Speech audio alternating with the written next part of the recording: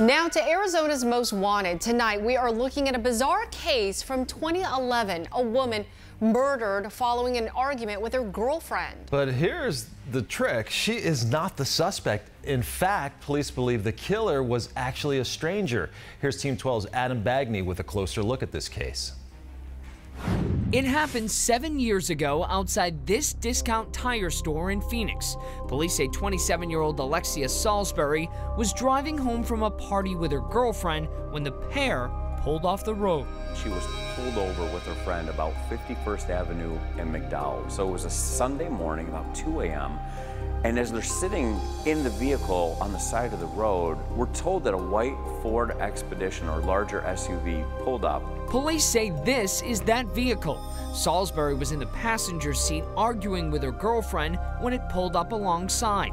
Witnesses say the driver asked if they were all right, and they said that they were. But as he pulled away, someone also pulled out a gun, firing a single shot through the women's back window. When the Ford drove away, somebody in that SUV fired a shot towards our victim, and it was that shot that killed her.